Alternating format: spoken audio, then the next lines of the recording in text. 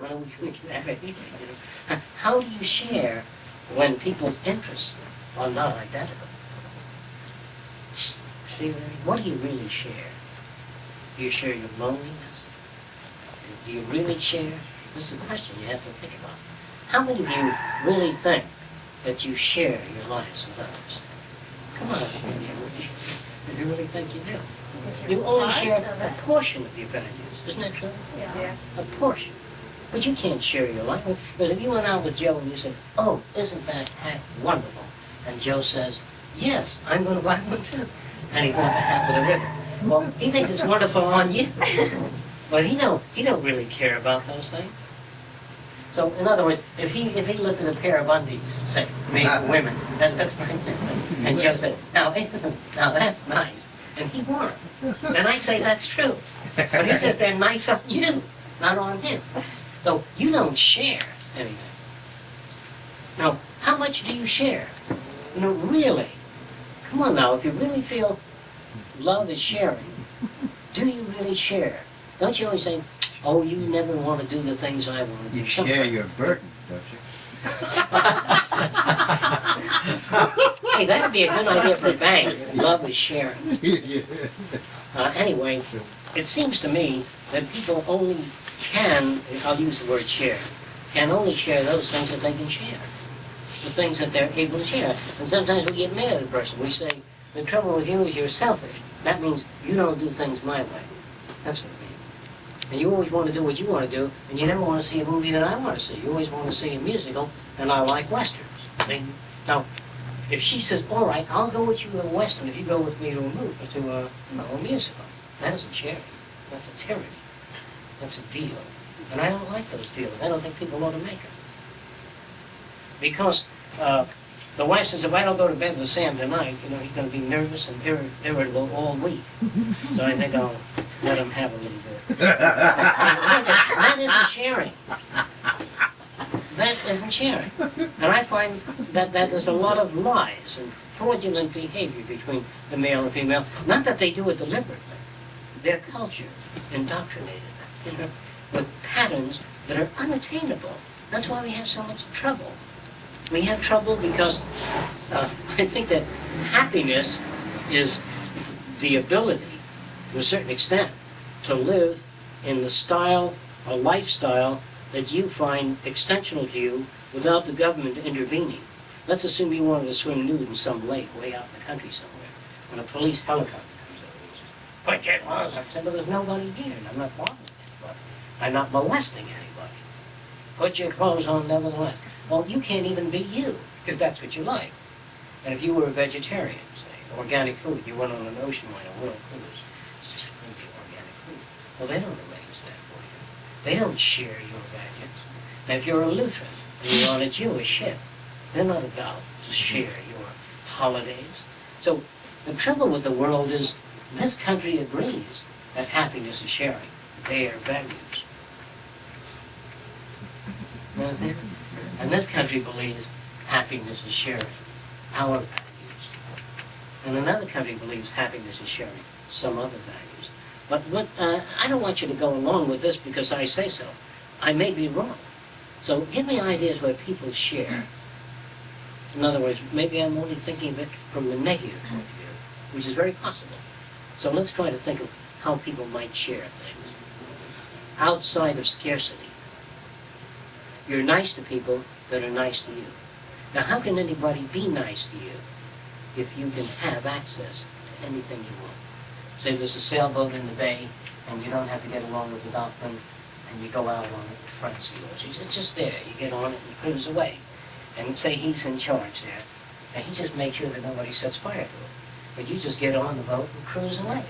Now, you don't have to say thank you, because he's appointed to make sure that people get the boat they want to get. Now, it's not in his authority to stop you or give you a boat. You pick the boat you want. Now, why do you take people out on a boat with you? In the beginning, because you needed people to tie up the boat, get ashore and catch the rope, you know, and make it fast. But if you had a rope that made itself fast, and you had, if you had these things, if you were brought up with a high degree of self-sufficiency, what would happen to man? What would happen to sharing? Is this a desirable thing? Should we train children to depend on one another? Should we raise children to do their own thing? Should we raise children not to imitate one another, but to be uniquely and individually creative? Or should we get them to be uniform? All the children draw a chicken. Say, today we're going to draw a bird. Everybody writes some paper, and all these kids go about drawing a little birdie. And you hang it up and paint it yellow. Or do you have kids draw an asshole? Why a birdie? Why not draw whatever they want to draw? A big fat eyeball with the optic nerve hanging out. The kid may be interested in the anatomy of an organism. And she says, that's disgusting. Here, draw a little bird. In other words, what is thought control? How much freedom should people have? When does freedom become dangerous? Could a man build his own thing shaped like this? It's called the true church of phenomena, physical phenomena. There's a church. And in that church, they got ball bearings and transmissions and electrical conductions. It's a deep appreciation of mechanical principles. And in there, they don't worship mechanical principles. They just say, isn't that interesting? Trees fall over and the termites reduce them and digest them and process them and enrich the fertilizer, enrich the ground. And then there's another institute that deals with the study of parasites. And they look in your intestines and see all kinds of little crawling things. And sometimes those parasites produce secretions that enable you to live without them. Or they produce secretions that enable other parasites to live, which in turn produce secretions that don't do anything for you, but cause the third set of parasites to break down certain food substances that you can't break down. You see what I mean? If you clean your intestines out of all parasites, you die. Because there are some that are useful. Not directly, some are indirectly useful. Somebody said to me, well, what good is a hurricane? Well, a hurricane, like I pointed out in Sessions, sometimes blows coconuts into the water way out and drifts them way out thousands of miles to other islands where they've been planted. Sometimes a bird. Birds migrate, and it'll fly and it'll take a shit over some lonely desert island and drop some seeds. Little plants will grow. Because birds don't digest everything they eat. There's a lot of seeds that are ready to go. And sometimes birds will fly over a lake, and their droppings will produce other kinds of offspring of fish on mountain lakes. So I'm trying to say here that it's pretty hard to know whether or not man needs other men. And it seems that some animals chase their young away when they're able to fare for themselves, when they're able to hunt and take care of things. And some animals, like a bear in particular, or a lion, will do the same thing. If the cub comes over to the male, and leans against it and wants to play with it, sometimes it will push it away gently. But if it's busy doing something else, or it's preoccupied, the claws will be extended and go whack and knock it over 40 feet, tear it to pieces. One shot. Now, sometimes they don't care. And a dog will suddenly turn around and bite at you, like that, if it bothers it too much.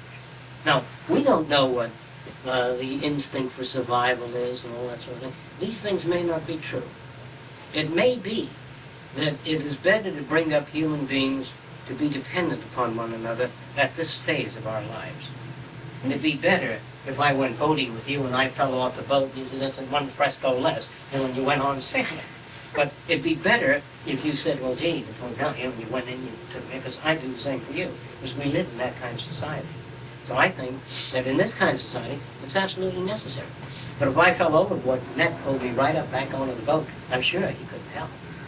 And if his back itched and was scratched automatically. So I think that we work together because working alone is difficult. Two men, or one man trying to build a log cabin alone takes a hell of a long time. And two men can really grab the logs and do a hell of a lot of work. Three people that are cooperative can get so much more done. And they have a sense of well-being. Because after you finish this log cabin, John says, now you help me with mine. That's the general agreement. So they help out, and they all have a little log cabin. So, and sometimes if 5 people live in a little commune, and let's say that Indians or natives out there raid the area, and I walk over and say, why don't you people join our little commune? Because then we'd have greater protection while 3 of 6 would be awake. And while you're very good at making arrowheads, but when you're down with a cold, we don't get any arrowheads. So if we had 9 people that made arrowheads and javelins, we'd have greater protection. So these people get together and they build a little community. And they got a fence around it, and they got 10 little houses here. And so they feel pretty good. But they have men standing up here, looking out on towers to make sure that there's no Indians around.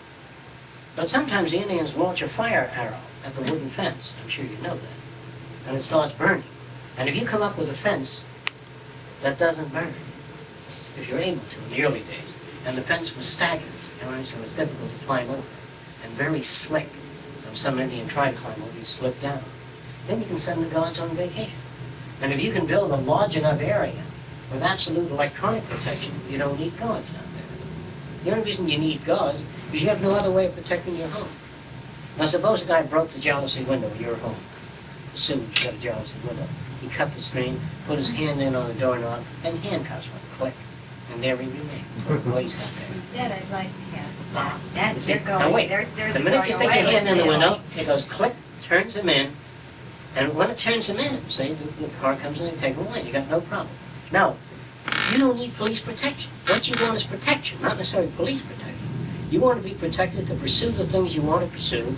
You want to be able to go away from your home and not wonder about anybody setting it afire, ruining anything. So what we really want is security, but not necessarily people. We always think we want people, because people meant security in the early days. It meant that I had enough covered wagons.